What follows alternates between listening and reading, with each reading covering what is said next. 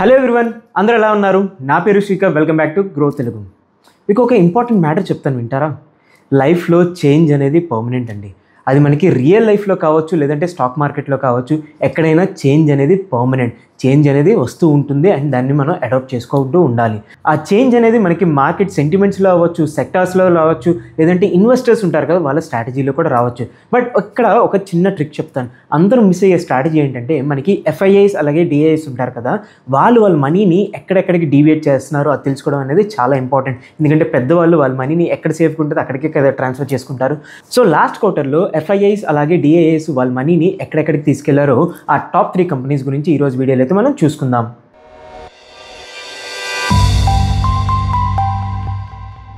ఎందుకంటే లాస్ట్ క్వార్టర్లో వీళ్ళ మనీ ఎక్కడికి వెళ్ళిందో తెలిస్తే ఇన్వెస్టర్స్కి, రీటైల్ ఇన్వెస్టర్స్ ఉంటాయి కదా, వాళ్ళకి బెనిఫిట్ అయ్యే ఛాన్స్ అయితే ఉంది. సో ఈరోజు టాప్ 3 కంపెనీస్ గురించి మాట్లాడదాం. ఫస్ట్ వచ్చేసి ఆజాద్ ఇండస్ట్రీస్. ఆకాశమే హద్దండి. మనం ఓన్లీ లాస్ట్ క్వార్టర్ చూసుకుంటే ఎఫ్ఐఐస్ వాళ్ళ ఇన్వెస్ట్మెంట్ ఈ కంపెనీలో 4% పెంచితే డిఐఎస్ ఆల్మోస్ట్ 2.5% అయితే పెంచారు. సో దీని గురించి ఒక డీపర్ అనాలిసిస్ చేద్దాం పదండి. ఫస్ట్ మనం ఈ కంపెనీ గురించి తెలుసుకుందాం. సో ఆజాద్ ఇండస్ట్రీస్ మనకి 1983లో స్టార్ట్ అయిన ఒక మిడ్ సైజ్ కంపెనీ అనమాట. వీళ్ళు మెయిన్ మ్యానుఫ్యాక్చరింగ్ సెక్టర్లో ఉన్నారు. ఏంటంటే మనకి ఏరోనాటికల్స్ ఉంటాయి కదా, ఏరోస్పేస్ కాంపోనెంట్స్, టర్బలైన్స్ అవన్నీ మ్యానుఫ్యాక్చర్ చేస్తుంటారు. అండ్ వీళ్ళు మెయిన్ సప్లై చూసుకుంటే మనకి ఓఈఎమ్స్ ఉంటారు కదా ఏరోస్పేస్లో, వాళ్ళకి, గ్యాస్ ఇండస్ట్రీస్కి, డిఫెన్స్ ఇండస్ట్రీకి, అలాగే ఎనర్జీ ఇండస్ట్రీస్కి వీళ్ళు సప్లై అయితే ఉంటుందన్నమాట. సో ప్రెజెంట్ మనం మార్కెట్లో చూసుకుంటే ఈ కంపెనీకి అరౌండ్ 1400+ మనకి అప్రూవ్డ్ పార్ట్స్ అయితే ఉన్నాయి. ఈ డిఫరెంట్ సెక్టర్స్కి సప్లై చేసే పార్ట్స్. సో ఈ కంపెనీకి డిఫరెంట్ వెర్టికల్స్ ఉన్నాయి. అందులో ఫస్ట్ వెర్టికల్ చూసుకుంటే వీళ్ళకి ఎనర్జీ అలాగే ఆయిల్ అండ్ గ్యాస్ అనమాట. మనకి లాస్ట్ ఇయర్ H1 రెవెన్యూ చూసుకుంటే ఆల్మోస్ట్ 80% రెవెన్యూ మనకి ఈ వెర్టికల్ నుంచి అయితే వచ్చింది. సో ఈ రెవెన్యూలో మనకి వీళ్ళు సెల్ చేసిన టాప్ 2 పార్ట్స్ చూసుకుంటే మనకి న్యూక్లియర్ పవర్ టర్బైన్స్ అలాగే హైడ్రోజన్ పవర్ టర్బైన్స్ అనమాట. ఇవి మనకి ఎనర్జీ క్రియేట్ చేస్తాయి కదా, వాటిలో అయితే యూజ్ అవుతుంది. ఇక్కడ మరొక ఇంట్రెస్టింగ్ టాపిక్ ఏంటంటే, మనకి గ్లోబల్లో గ్యాస్ టర్బైన్ ఉంటుంది కదా, అందులో 75% ఆఫ్ సప్లైస్ ఈ కంపెనీ సప్లై చేస్తుంది. ఇక్కడ మనకి సెకండ్ వర్టికల్ చూసుకుంటే ఏరోస్పేస్ అలాగే డిఫెన్స్. దీని రెవెన్యూ చూసుకుంటే ఆల్మోస్ట్ 17% కంట్రిబ్యూట్ చేస్తుంది. అండ్ మనకి రిమైనింగ్ 3% ఆఫ్ రెవెన్యూ అదర్ కేటగిరీస్లో అయితే వస్తుందన్నమాట.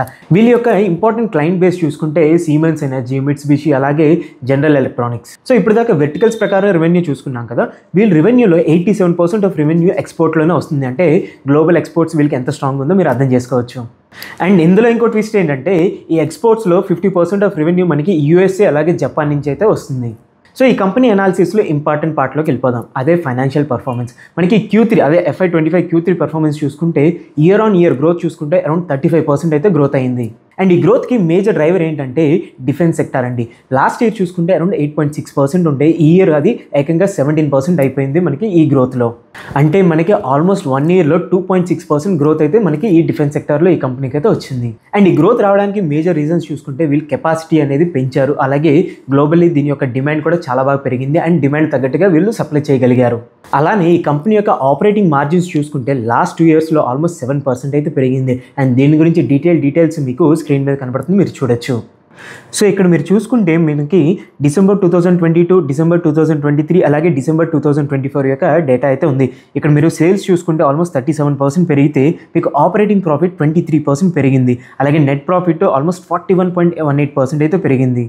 అండ్ ఈ ఇంప్రూవ్మెంట్కి మెయిన్ రీజన్స్ వచ్చేసి మనకి లోవర్ ఎంప్లాయ్మెంట్ కాస్ట్ అలాగే job work cost over the time ఇవి బాగా తగ్గాయి. అందుకే మనకి ప్రాఫిట్ మార్జిన్స్ అనేవి బాగా పెరిగాయి ఈ కంపెనీకి. అండ్ మనకి profit margin year on year growth చూసుకుంటే 41% ఉంది కదా, ఇది ఆల్మోస్ట్ సేల్ అదే 35% గ్రోత్ ఉంది కదా, దానికి ఆల్మోస్ట్ అలైన్ అయిందనమాట. అండ్ దీనికి ఆ గ్యాప్ ఎందుకు వచ్చిందంటే మనకి మేజర్ కాస్ట్ కటింగ్ వల్ల ప్రాఫిట్ మార్జిన్స్ అనేవి బాగా ఇంప్రూవ్ అయ్యాయి. అండ్ ఇక్కడ మనకి ఆజాద్ ఇంజనీరింగ్ యొక్క ఆర్డర్ బుక్ చూసుకుంటే అరౌండ్ 4,500 crores ఉంది. అంటే కరెంట్ రెవెన్యూతో కంపేర్ చేస్తే ఆల్మోస్ట్ 10 times ఉందన్నమాట. అండ్ ఈ కంపెనీకి మరొక ప్లస్ పాయింట్ ఏంటంటే, మనకి మేజర్ క్లయింట్స్ ఉన్నారు కదా, మిట్సుబిషి హెవీ ఇండస్ట్రీస్, సీమెన్స్, వీళ్ళతో ఆల్మోస్ట్ 5 years వరకు కాంట్రాక్ట్ అయితే ఆల్రెడీ సైన్ చేసి ఉన్నారు. సో 5 years వరకు వీళ్ళ ఆర్డర్ బుక్ అనేది కన్ఫర్మ్ అయ్యే ఉంది. సో ఈ కంపెనీకి ఉన్న ఆర్డర్ బుక్ డిమాండ్ని ఫుల్ఫిల్ చేయడానికి వీళ్ళ యొక్క ప్లాంట్స్ కూడా ఎక్స్పాన్షన్ చేస్తున్నారు. Around 20,000 square meters. అలాగే ఇంటర్నేషనల్ మార్కెట్ అయిన సౌదీ అరేబియాలో కూడా వీళ్ళు ప్లాంట్ ఎక్స్పాన్షన్ అయితే చేస్తున్నారనమాట. అది కూడా ఒక కంపెనీతో MOUలో ఎంటర్ అయ్యి. సో ఈ కంపెనీ ఏం చెప్తుందంటే టారిఫ్ ఇంపాక్ట్ అనేది ఈ కంపెనీ మీద చాలా తక్కువ ఉంటుంది. ఎందుకంటే ఇవి గ్లోబల్లీ చూసుకుంటే అందరి ప్రైస్ మీద కంపేర్ చేస్తే వీళ్ళ ప్రైజింగే తక్కువ ఉంది. చైనాని ఎక్స్క్లూడ్ చేస్తే చైనా ప్రైస్ కొంచెం కాంపిటేటివ్గా ఉంటుంది. బట్ చైనాని ఎక్స్క్లూడ్ చేస్తే ఓవరాల్ ఇంటర్నేషనల్ మార్కెట్ చూసుకుంటే ఈ కంపెనీ యొక్క ప్రైజింగ్ చాలా అట్రాక్టివ్గా అలాగే అగ్రెసివ్గా ఉందన్నమాట. సో మనం ఈ ఫైనాన్షియల్లోకి రిటర్న్ వచ్చేస్తే మనకి ఫిబ్రవరి 2025లో వీళ్ళు QIP ద్వారా అరౌండ్ 700 crores రేస్ చేశారు వాళ్ళ యొక్క ఇన్ఫ్రాస్ట్రక్చర్ డెవలప్ చేసుకోవడానికి అలాగే ఎక్స్పాండ్ చేయడానికి. అండ్ ఈ కంపెనీ యొక్క బ్యాలెన్స్ షీట్ చూసుకుంటే అరౌండ్ 24% ఆఫ్ అసెట్స్ రిసీవబుల్స్లో ఉంది. ఇది ఒక మేజర్ కన్సర్న్గా మనం చెప్పుకోవచ్చు. నెక్స్ట్ చూసుకుంటే వర్కింగ్ క్యాపిటల్ మేనేజ్మెంట్. జాగ్రత్తగా వినండి, ఈ కంపెనీ యొక్క క్యాష్ కన్వర్షన్ సైకిల్ ఉంటుంది కదా, మార్చ్ 2021లో ఇది 401 days ఉంటే మార్చ్ 2024 వచ్చినప్పటికి 840 days అయిపోయింది. అంటే ఆల్మోస్ట్ డబుల్ అయిపోయింది. దీనికి వీళ్ళు చెప్తున్న రీజన్ ఏంటంటే మనకి most of the raw materials import చేస్తుంటారు. అలాగే డిఫెన్స్ సెక్టర్లో మనకి అప్రూవల్స్ చాలా హెడ్ఏక్స్ ఉన్నాయి కదా, దీనివల్ల వీళ్ళు స్టాక్ ఎక్కువ పోక్ చేసుకోవాల్సి వస్తుంది అంటున్నారు. బట్ వీళ్ళు ఏం చెప్తున్నారంటే ఈ ఇష్యూ అనేది టెంపరీ అండ్ ఫ్యూచర్లో ఇది మనకి సార్ట్అవుట్ అవుతుందని అయితే చెప్తున్నారు. ఇప్పుడు ఈ కంపెనీ యొక్క రేషియోస్ చూసుకుంటే మనకి ఇంట్రెస్ట్ కవరేజ్ రేషియో చూసుకుంటే 6.38 ఉంది. అంటే ఈ కంపెనీ యొక్క ఈబిటాతో ఆల్మోస్ట్ 6.38 times ఈ ఇంట్రెస్ట్ని అయితే కవర్ చేసుకోవచ్చు. బట్ ఇది మనకి ఈ ఇండస్ట్రీ ఉంది కదా, ఇండస్ట్రీ యావరేజ్ చూసుకుంటే 10.73 ఉంది. సో దాంతో కంపేర్ చేసుకుంటే తక్కువగానే ఉంది. అలాగే ఈ కంపెనీ యొక్క ROCE అదే రిటర్న్ ఆన్ క్యాపిటల్ ఈక్విటీ మీరు చూసుకుంటే అరౌండ్ 20% అయితే ఉంది. సో ఇప్పుడు ఈ కంపెనీ యొక్క రిస్క్ చూసుకుందాం. ఈ కంపెనీ యొక్క రిస్క్ చూసుకుంటే మనకి ఇండస్ట్రియల్ క్వాలిఫికేషన్ ప్రాసెస్ ఉంటుంది కదా, అది మనకి 30 to 48 months పడుతుంది అనమాట. అండ్ ఇది కూడా మనకి వీళ్ళకి గ్యాస్ టర్బైన్ ఇండస్ట్రీ ఉంది కదా, మేజర్లీ 3 clients ఉన్నారు. అక్కడి నుంచి 75% ఆఫ్ రెవెన్యూ అయితే వీళ్ళకి వస్తుంది. సెకండ్ రిస్క్ చూసుకుంటే మనకి ఈ ఎనర్జీ సెక్టర్ గ్రోత్ అనేది చాలా వరకు స్లో అవబోతుంది. ఎందుకంటే మనకి రా మెటీరియల్ డిమాండ్ అనేది చాలా ఎక్కువ, అలాగే షార్టేజ్ అయితే చాలా ఎక్కువగా ఉంది. సో దీనివల్ల మనకి ఎనర్జీ సెక్టర్లో డిమాండ్ అనేది తగ్గబోతుంది. అలాగే ఇది వన్ ఆఫ్ ద రిస్క్ ఫ్యాక్టర్గా మనం మాట్లాడుకోవచ్చు. అలాగే నెక్స్ట్ రిస్క్ చూసుకుంటే మనకి ఈ కంపెనీ రీసెంట్ IPO తర్వాత వాళ్ళ యొక్క బారోయింగ్స్ లాస్ట్ 6 monthsలో ఆల్మోస్ట్ 3.5 times అయితే పెరిగాయి. ఇది వన్ ఆఫ్ ద మేజర్ రిస్క్గా మనం మాట్లాడుకోవచ్చు.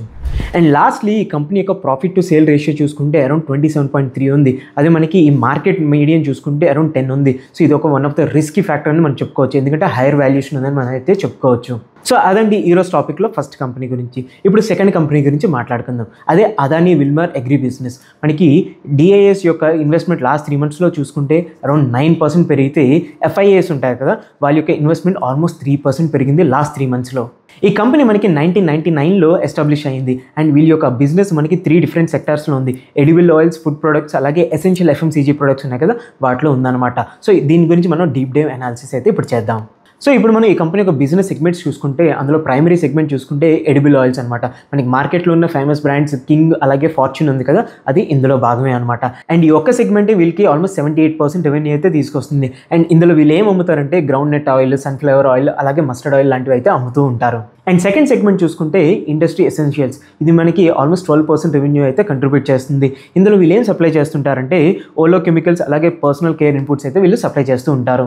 సో ఈ ప్రొడక్ట్స్ ఏంటంటే మనకి రా మెటీరియల్స్ అని చెప్పుకోవచ్చు. అలాంటి వాటికి వీళ్ళు చేస్తున్న డిటర్జెంట్స్, సోప్స్ అలాంటివి ఉన్నాయి కదా, వాటికి ఇవి రా మెటీరియల్స్ అని మనం చెప్పుకోవచ్చు. And next third last segment ఏం చూసుకుంటే FMCG ప్రొడక్ట్స్ అనమాట. ఇందులో వీళ్ళ యొక్క మేజర్ ప్రొడక్ట్స్ చూసుకుంటే ఫ్లోర్, గ్రామ్ ఫ్లోర్ ఇలాంటి రకరకాల FMCG ప్రొడక్ట్స్ అయితే అమ్ముతారు. అండ్ ఈ సెగ్మెంట్ వీళ్ళకి ఆల్మోస్ట్ రిమైనింగ్ 10% అయితే కంట్రిబ్యూట్ చేస్తుంది. అండ్ ఈ కంపెనీ యొక్క ప్రొడక్ట్ పోర్ట్ఫోలియోలో చాలా వరకు ప్రొడక్ట్స్ మనకి మార్కెట్ లీడర్స్ అని చెప్పుకోవచ్చు. మనకి ఎడిబుల్ ఆయిల్స్లో 18% మార్కెట్ షేర్ ఉంది. అలాగే వీట్ ఫ్లోర్లో 6%, అలాగే మనకి బాస్మతిలో 6% షేర్ అయితే వీళ్ళకి మార్కెట్లో ఉంది. ఈ కంపెనీ యొక్క డిస్ట్రిబ్యూషన్ అలాగే రీచ్ చూసుకుంటే ఆల్మోస్ట్ 30+ కంట్రీస్లో ఉంది. అలాగే ఇండియాలో చూసుకుంటే వీళ్ళ యొక్క ఫ్లీట్ ఎవ్రీ 250 kilometersకి వీళ్ళ యొక్క ఫ్లీట్ అయితే మనకి అవైలబుల్లో ఉంది. ఇప్పుడు మనం ఈ కంపెనీ యొక్క మెయిన్ పార్ట్కి వచ్చేద్దాం, అదే ఫైనాన్షియల్ పర్ఫార్మెన్స్. ఈ కంపెనీ యొక్క 2025 ఫైనాన్షియల్స్ చూసుకుంటే ఇప్పుడు దాకా హైయెస్ట్ year-on-year గ్రోత్ అయితే మనం చూడొచ్చు. అది కూడా 24%, వన్ ఆఫ్ ద హైయెస్ట్ ఈ కంపెనీ హిస్టరీలో. అండ్ ఈ గ్రోత్కి one of the main reason volume కాదు, వాల్యూ బేస్డ్ గ్రోత్ అనమాట. మనకి ఎడిబుల్ ఆయిల్స్ అవన్నీ ఉన్నాయి కదా, వాటిలో వాల్యూ బేస్డ్ గ్రోత్ అయితే బాగా వచ్చింది ఈ కంపెనీకి. అంటే మనకి వాల్యూమ్ గ్రో అవ్వలేదు, ప్రైసెస్ పెరిగాయి కదా, దానివల్ల వాల్యూ గ్రోత్ అయితే వచ్చింది. సో దీన్ని ఇంకా ఈజీగా అర్థం చేసుకోవాలంటే వీళ్ళ యొక్క ప్రొడక్ట్స్కి స్ట్రాంగ్ డిమాండ్ వచ్చింది. మనకి మస్టర్డ్ ఆయిల్, సోయా అలాగే సన్ఫ్లవర్ ఆయిల్ ఉంది కదా, దానికైతే మంచి డిమాండ్ వచ్చి మంచి రెవెన్యూ అయితే క్లాక్ చేసింది. దీంతో పాటుగా క్విక్ కామర్స్ కూడా చాలా బాగా గ్రో అయింది. మనకి Q4 వరకు చూసుకుంటే ఓన్లీ Q4లో 113% year-on-year గ్రోత్ అయితే మనకి కనబడింది. అండ్ ఈ కంపెనీ యొక్క సౌత్ ఇండియా సేల్స్ చూసుకుంటే ఆల్మోస్ట్ 25% గ్రోత్ అయింది. అండ్ దీనికి వన్ ఆఫ్ ద రీజన్ వీళ్ళు రీసెంట్గా వచ్చిన లేటెస్ట్ ప్యాకింగ్ అలాగే వీళ్ళు రీచ్ వల్ల ఆల్మోస్ట్ 25% సౌత్ ఇండియాలో వీళ్ళ సేల్ అయితే బాగా పెరిగింది. అండ్ EBITDA యొక్క గ్రోత్ చూసుకుంటే ఆల్మోస్ట్ 119% అయితే పెరిగింది. బట్ ఇక్కడ క్యాచ్ ఏంటంటే మనకి ఆపరేటింగ్ మార్జిన్స్ ఓన్లీ 2-4% పెరిగింది. మనకి రెవెన్యూ మాత్రం 25% పెరిగితే మనకి ఆపరేటింగ్ మార్జిన్ మాత్రం చాలా తక్కువ గ్రోత్ అయితే వచ్చింది. దీనికి one of the main reason చూసుకుంటే వీళ్ళకి మేజర్ పార్ట్ ఆఫ్ రెవెన్యూ మనకి ఎడిబుల్ ఆయిల్స్లో వస్తుంది కదా. వీటి యొక్క రా మెటీరియల్ ప్రైజెస్ చాలా ఎక్కువ ఉంటాయి, అలాగే చాలా వలటైల్గా ఉంటాయి. సో మనకి మార్జిన్స్ అనేవి చాలా తక్కువగా ఉంటాయి. సో ఇప్పుడు మీరు స్క్రీన్ మీద ఉన్న చార్ట్ చూసుకుంటే మీకు ఎడిబుల్ ఆయిల్ అదే కమోడిటీ ప్రైజెస్ మనకి మార్జిన్కి ఎలా ఇంపాక్ట్ అయిందో మీకు క్లియర్గా కనబడుతుంది లాస్ట్ ఫ్యూ మంత్స్గా. అలాగే ఫుడ్ అండ్ ఎఫ్ఎంసీజీ ఇండస్ట్రీలో వీళ్ళు మార్జిన్స్ అనేవి చాలా తక్కువ ఉన్నాయి, ఎందుకంటే వీళ్ళు హెవీ ఇన్వెస్ట్మెంట్ అయితే చేశారు వాటి యొక్క డెవలప్మెంట్ అలాగే మనకి ఎక్స్పాన్షన్ కోసం. సో దీని యొక్క ప్రభావం ఈ కంపెనీ యొక్క నెట్ ప్రాఫిట్ మార్జిన్ మీద అయితే పడింది, అందుకే అది 1.9%గా ఉంది. సో ఇప్పుడు ఈ కంపెనీ యొక్క గ్రోత్ అవుట్లుక్ చూసుకుంటే ఈ కంపెనీకి కమింగ్ డేస్లో మనకి ఎటువంటి కెపెక్స్ ఎక్స్పాన్షన్ అయితే లేదు, బట్ ఇన్ఫ్రాస్ట్రక్చర్ డెవలప్మెంట్ కోసం అరౌండ్ 500-600 crores అయితే వీళ్ళు ఖర్చు పెట్టబోతున్నారు. రీసెంట్గా వీళ్ళు జీడీ ఫుడ్స్ని అయితే ఎక్వైర్ చేసుకున్నారు. దీని ద్వారా వీళ్ళకి 400 crores అడిషనల్ రెవెన్యూతో పాటు 50% మార్జిన్ అయితే మనం ఎక్స్పెక్ట్ చేయొచ్చు ఈ కంపెనీ ద్వారా. అండ్ ఈ కంపెనీ యొక్క ఫ్లాగ్షిప్ బ్రాండ్స్ అయిన మనకి కింగ్ అలాగే ఆధార్ ఉంది కదా, దీన్ని అయితే మ్యాసివ్గా వీళ్ళు ప్రమోట్ చేస్తున్నారు మన సౌత్ ఇండియాలో. దీనివల్ల వీళ్ళకి మనకి సౌత్ ఇండియా సేల్లో ఆల్మోస్ట్ 25% వాల్యూమ్ గ్రోత్ అయితే వచ్చింది లాస్ట్ ఫైనాన్షియల్ ఇయర్లో. అండ్ వీళ్ళ యొక్క రీటైల్ ఎక్స్పాన్షన్ ప్లాన్స్ చూసుకుంటే మనకి FY26 అదే ఫైనాన్షియల్ ఇయర్ 26లో అరౌండ్ 50,000 to 60,000 టౌన్స్ని అయితే రీచ్ అయ్యేలాగా వీళ్ళైతే రీటైల్ ఎక్స్పాన్షన్ ప్లాన్స్ అయితే వేసుకుంటున్నారు. అండ్ ఈ కంపెనీ ఫైనాన్షియల్గా చూసుకుంటే ఈ కంపెనీ యొక్క లాంగ్ టర్మ్ డెప్త్ ఉంటుంది కదా, అది చాలా నెగోషియబుల్. అలాగే ఈ కంపెనీ చూసుకుంటే మనకి క్యాష్ పాజిటివ్ కంపెనీ, సో మనకి డెప్ట్ వల్ల ఏమైనా ప్రాబ్లం అయితే మనకు ఉండదు. అండ్ దీనికి కారణం చూసుకుంటే వీళ్ళ యొక్క క్యాష్ ఫ్లో ఆల్మోస్ట్ 7 times పెరిగింది. దీనికి వన్ ఆఫ్ ద ఫ్యాక్టర్స్ చూసుకుంటే మనకి బెటర్ ప్రాఫిట్ రిపోర్టింగ్ అలాగే మనకి ఇంక్రీజ్ పేయబుల్స్ అనమాట. సో ఈ కంపెనీ యొక్క హైయర్ రిపోర్టెడ్ ప్రాఫిట్స్ వల్ల ఈ కంపెనీ యొక్క ROCE 10% నుంచి 21%కి అయితే పెరిగింది. ఇప్పుడు ఈ కంపెనీ యొక్క రిస్క్ గురించి మాట్లాడుకుందాం, ఎందుకంటే ఇది చాలా క్రూషియల్ కదా. మనం మాట్లాడుకున్నట్టే 80% ఆఫ్ రెవెన్యూ మనకి ఎడిబుల్ ఆయిల్స్ నుంచి వస్తుంది కదా. సో ఇక్కడ మనం చూసుకుంటే ఈ ఎడిబుల్ ఆయిల్స్ యొక్క రా మెటీరియల్ ప్రైసెస్ చాలా వాలటైల్గా ఉంటుంది, ఎందుకంటే మోస్ట్లీ ఇంపోర్టెడ్. అలాగే మనకి ఇండోనేషియా మలేషియా యొక్క బయోడీజిల్ మ్యాండేట్ ఉన్నాయి కదా, అది కూడా మనకి మేజర్ ప్రభావం అయితే చూపించబోతుంది ఈ రా మెటీరియల్స్ కాస్ట్ మీద. అండ్ సెకండ్ మేజర్ రిస్క్ చూసుకుంటే ఈ కంపెనీ యొక్క ప్రొడక్షన్ ఫెసిలిటీ ఉంటుంది కదా, ఆ కెపాసిటీని కంప్లీట్గా యూటిలైజ్ చేసుకోవట్లేదు. సో నియర్ బై ఫ్యూచర్లో ఇది ఒక మేజర్ రిస్క్గా మనం చెప్పుకోవచ్చు, ఎందుకంటే యూటిలైజేషన్ కంప్లీట్గా లేకపోతే వీళ్ళు అండర్ ప్రొడ్యూస్ చేస్తున్నారు, అలాగే కాస్ట్ కూడా ఎక్కువ ఉంటుంది. వీళ్ళు కంప్లీట్ యూటిలైజేషన్ చేసుకుంటే కాస్ట్ ఆప్టిమైజేషన్ అవుతుంది, ప్రాఫిట్ మార్జిన్స్ కూడా బాగుంటాయి. సో ఇది కూడా వన్ ఆఫ్ ద రిస్క్ ఫ్యాక్టర్గా మనం చెప్పుకోవచ్చు. అండ్ థర్డ్ మేజర్ రిస్క్ చూసుకుంటే మనకి లీడింగ్ ప్లేయర్స్ అయిన డీమార్ట్ అలాగే రిలయన్స్ ఉన్నారు కదా, వాళ్ళు కన్సాలిడేటెడ్ స్టాక్స్ అయితే మెయింటైన్ చేస్తున్నారు. అలాగే ప్రైవేట్ లేబుల్స్ ఉన్నాయి కదా, ఇవి కూడా మనకి మార్జిన్స్ని చాలా బాగా ఇంపాక్ట్ చేస్తున్నాయి. ఎందుకంటే ప్రైవేట్ లేబుల్ కంపెనీస్ ఇప్పుడు డీమార్ట్ ఉంది, వాళ్ళ యొక్క ఓన్ ప్రొడక్ట్ తెచ్చుకొని చాలా తక్కువ ప్రైస్కి వాళ్ళు అమ్ముతుంటే వీళ్ళకి కూడా మార్జిన్ ఇంపాక్ట్స్ ఉంటాయి కదా. సో అది మనకి చాలా ఇంపాక్ట్ అయితే చూపిస్తుంది. సో ఇవన్నీ 2 కంపెనీస్. అండ్ థర్డ్ కంపెనీలోకి వెళ్ళే ముందు ఇప్పుడు దాకా వీడియోని మీరు చూస్తూ లైక్ చేయకపోతే వెంటనే లైక్ చేసేయండి. అలాగే ఛానల్ ఇప్పుడు దాకా సబ్స్క్రైబ్ చేసుకోలేదా, సబ్స్క్రైబ్ చేసుకోండి, ఎందుకంటే ఇలాంటి మంచి మంచి కంటెంట్ అయితే మీ ముందుకు తెస్తాం. సో ఇప్పుడు మనం థర్డ్ కంపెనీలోకి వెళ్ళిపోదాం. సో ఇంట్రెస్టెడ్ పదండి చూద్దాం. అండ్ థర్డ్ కంపెనీ చూసుకుంటే జేబీ కెమికల్స్. మనకి FIIs last year quarter and quarter చూసుకుంటే ఎవ్రీ క్వార్టర్ ఇన్వెస్ట్మెంట్ అనేది పెంచుకుంటూ పోతుంది. అదే మార్చ్ 2025 వచ్చినప్పటికీ FIIs యొక్క ఇన్వెస్ట్మెంట్ ఆల్మోస్ట్ 18% పెరిగితే DIS యొక్క ఇన్వెస్ట్మెంట్ ఆల్మోస్ట్ 2% మనకైతే గ్రో అయింది ఈ కంపెనీలో. సో ఈ కంపెనీ గురించి మనం మాట్లాడుకుంటే ఈ కంపెనీ 1978లో స్టార్ట్ అయిన one of the India's leading pharma company అండి. అండ్ ఈ కంపెనీ యొక్క ప్రొడక్ట్స్ చూసుకుంటే ఆల్మోస్ట్ 20+ ప్రొడక్ట్స్ మనకి 40+ కంట్రీస్లో అమ్ముతున్నారు. అలాగే ఈ కంపెనీకి సబ్సిడరీస్ మనకి సౌత్ ఆఫ్రికా, రష్యా అలాగే మనకి UAEలో అయితే ఉన్నాయన్నమాట. సో సింప్లిఫైయింగ్ స్కేల్లో చెప్పుకుంటే ఈ కంపెనీ యొక్క టాప్ 6 ప్రొడక్ట్ బ్రాండ్స్ ఉన్నాయి కదా, అది మనకి ఇండియన్ ఫార్మా ఇండస్ట్రీలో టాప్ 300 ప్రొడక్ట్స్లో అయితే ఉన్నాయన్నమాట. అలాగే మెడికేటెడ్ అలాగే హెర్బల్ లోజెంజెస్ మ్యానుఫ్యాక్చరింగ్లో ఈ కంపెనీ వరల్డ్లో టాప్ 5 కంపెనీగా అయితే మ్యానుఫ్యాక్చరింగ్ కంపెనీగా అయితే ఉందన్నమాట. సో ఇదేంటంటే ఇది ఒక రకమైన డోసేజ్ అనమాట. సో ఇప్పుడు ఈ కంపెనీ యొక్క వెర్టికల్స్ చూసుకుంటే ఈ కంపెనీ మనకి 4 డిఫరెంట్ వెర్టికల్స్లో అయితే మనకి రన్ అవుతుంది. అవేంటంటే మనకి domestic formulation, export formulation, contract manufacturing అలాగే APIs అనమాట. ఇక్కడ మనకి డొమెస్టిక్ ఫార్ములేషన్ చూసుకుంటే అరౌండ్ 58% ఉంటే మనకి ఎక్స్పోర్ట్ ఫార్ములేషన్ నుంచి ఆల్మోస్ట్ 29% రెవెన్యూ వస్తుంది. అదే కాంట్రాక్ట్ మ్యానుఫ్యాక్చరింగ్ నుంచి అరౌండ్ 11% వస్తే APIs నుంచి ఓన్లీ 2% రెవెన్యూ అయితే మనకి వస్తుంది అనమాట. సో జేబీ ఫార్మా చూసుకుంటే మనకి ఫార్మా ఇండస్ట్రీలో 22గా ర్యాంక్ అయి ఉంది. సో ఈ కంపెనీ యొక్క మేజర్ బ్రాండ్స్కి మనకి స్ట్రాంగ్ మార్కెట్ డిమాండ్ అలాగే మార్కెట్ ప్రెజెన్స్ అయితే ఉంది. సో ఇప్పుడు ఈ కంపెనీ గురించి మెయిన్ పార్ట్ ఫైనాన్షియల్ పర్ఫార్మెన్స్ చూసుకుంటే మనకి మార్చ్ 2025 చూసుకుంటే ఈ క్వార్టర్ గాను almost 25% year on year growth అయితే మనం చూసాం ఈ కంపెనీ రెవెన్యూలో. అండ్ ఈ రెవెన్యూ గ్రోత్కి మెయిన్ డ్రైవర్స్ చూసుకుంటే స్ట్రాంగ్ డొమెస్టిక్ ఫార్ములేషన్ అలాగే కాంట్రాక్ట్ మ్యానుఫ్యాక్చరింగ్ డిమాండ్ అనమాట. సో ఈ కంపెనీ యొక్క ఫైనాన్షియల్ పెర్ఫార్మెన్స్ చూసుకుంటే ఇది మార్కెట్ ఎక్స్పెక్టేషన్ అయితే ఎక్సీడ్ అయింది. అలాగే 75% ఆఫ్ రెవెన్యూ చూసుకుంటే మనకి గ్రోయింగ్ సెక్టార్స్ ఉన్నాయి కదా, ఆ సెగ్మెంట్ నుంచి అయితే మనకి రెవెన్యూ అయితే వస్తుంది. మనకి రెవెన్యూ పెరుగుతున్న ఆపరేటింగ్ మార్జిన్ మాత్రం స్టేబుల్గా 26%గానే ఉందన్నమాట. సో ఈ మార్జిన్ చూసుకుంటే మనకి ఈ కంపెనీ యొక్క 2021 మార్జిన్తో కంపేర్ చేస్తే చాలా తక్కువగా ఉంది. బట్ ఈ కంపెనీ ఎబిటా మాత్రం అరౌండ్ 29% అయితే టార్గెట్ చేస్తున్నారు. సో ఇప్పుడు ఈ కంపెనీ యొక్క గ్రోత్ అవుట్లుక్ చూసుకుంటే వీళ్ళ యొక్క కాంట్రాక్ట్ బిజినెస్ ఉంది కదా, ఇది బాగా ఎక్స్పాండ్ చేయాలని వీళ్ళైతే ప్లాన్ చేస్తున్నారు. ప్రెజెంట్ 50 మిలియన్ ఉన్నది 100 మిలియన్ నెక్స్ట్ 4 ఇయర్స్లో చేయాలని అయితే వీళ్ళైతే ప్లాన్ చేస్తున్నారు. అది ఎలా అంటే ప్రెజెంట్ ఈ వెర్టికల్ ఆల్మోస్ట్ 12% రెవెన్యూ అయితే కంట్రిబ్యూట్ చేస్తుంది కదా, వీళ్ళకి 4 to 5 స్ట్రాంగ్ ప్రాజెక్ట్స్ అయితే హ్యాండ్స్లో ఉన్నాయన్నమాట. సో దీన్ని బట్టి వీళ్ళ యొక్క రెవెన్యూని బాగా గ్రోత్ చేయాలని వీళ్ళైతే ప్లాన్ చేస్తున్నారు నెక్స్ట్ 4 ఇయర్స్లో. అండ్ ఈ కంపెనీ రీసెంట్గా ఆప్టమాలజీ పోర్ట్ఫోలియోలో కూడా ఎంటర్ అవుతుంది. సో వీళ్ళ టార్గెట్ ఏంటంటే ఎవ్రీ క్వార్టర్ 1 to 2 ప్రొడక్ట్స్ అయితే లాంచ్ చేయడం ఈ సెక్టార్లో. సో ఈ కంపెనీ యొక్క బ్యాలెన్స్ షీట్ చూసుకుంటే ఈ కంపెనీ లాంగ్ టర్మ్లో కంప్లీట్లీ డెట్ ఫ్రీ. అలాగే almost 80% of balance sheet reserves అయితే బ్యాకప్ అయి ఉంది. అండ్ ఇక్కడ బ్యాలెన్స్ షీట్లో one of the important aspect ఏంటంటే ఆల్మోస్ట్ 1/3 ఆఫ్ అసెట్స్ మనకి ఇంటాంజిబుల్ అలాగే గుడ్ విల్ అయితే ఉన్నదన్నమాట. ఈ కంపెనీ యొక్క క్యాష్ కన్వర్షన్ సైకిల్ చూసుకుంటే మార్చ్ 2021లో 164 డేస్ ఉంటే కరెంట్లీ ఇది 109 డేస్కి అయితే వచ్చేసింది. అండ్ దీని వన్ ఆఫ్ ద రీజన్ మనకి ఇన్వెంటరీ డేస్ అనేది చాలా తక్కువ అయ్యాయి అనమాట. ఇది 178 నుంచి 147 డేస్కి అయితే వచ్చింది. దానివల్ల వీళ్ళ యొక్క క్యాష్ కన్వర్షన్ సైకిల్ అనేది చాలా వరకు తగ్గింది. అలాగే ఈ కంపెనీ యొక్క ఇంప్రూవ్డ్ ప్రాఫిటబిలిటీ వల్ల ఆర్ఓసి మనకి లాస్ట్ 2 ఇయర్స్లో మనకి 22% నుంచి 27%కి అయితే పెరిగింది. ఇప్పుడు మనం ఈ కంపెనీ యొక్క రిస్క్ గురించి మాట్లాడుకుంటే ఈ కంపెనీ యొక్క మేజర్ ప్రొడక్ట్స్ మనకి కంప్లీట్లీ వాటి యొక్క బిజినెస్ గవర్నమెంట్ లెండర్స్ మీద డిపెండ్ అయిందనమాట. మనకి కాంపిటీషన్ కూడా పెరగడం వల్ల ఇది మనకి ఈ కంపెనీ యొక్క మార్జిన్స్ మీద అయితే ఎఫెక్ట్ పడే ఛాన్స్ అయితే ఉంటుందన్నమాట. అలాగే బిజినెస్ కూడా మంచి కాంపిటేటివ్నెస్ వచ్చి వీళ్ళు కొంచెం కాంప్రమైజ్ అయ్యే ఛాన్స్ అయితే ఉంటుంది. సో ఇది ఒక one of the major risk మనం మాట్లాడుకోవచ్చు. అండ్ ఈ కంపెనీ యొక్క సెకండ్ రిస్క్ చూసుకుంటే ఈ కంపెనీ యొక్క ఎబిటా రేషియో అరౌండ్ 24.3 ఉంటే మనకి ఇండస్ట్రీ ఉంది కదా, ఆ మెయిన్ చూసుకుంటే 16.87గా ఉంది. సో దాంతో కంపేర్ చేస్తే చాలా ఎక్కువగా ఉంది.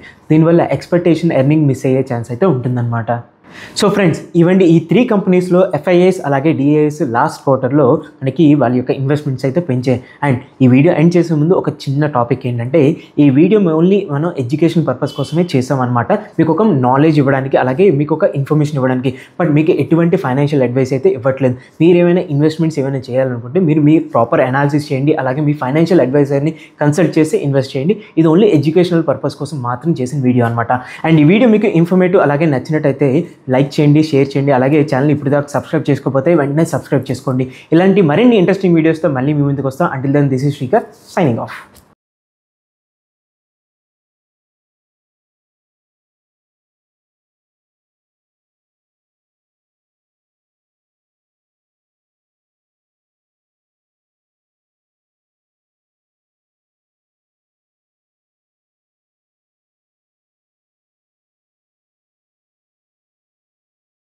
Investment in securities market are subject to market risks. Read all the related documents carefully before investing. Please read the risk disclosure documents carefully before investing in equity shares, derivatives, mutual fund, and or other instruments traded on the stock exchanges.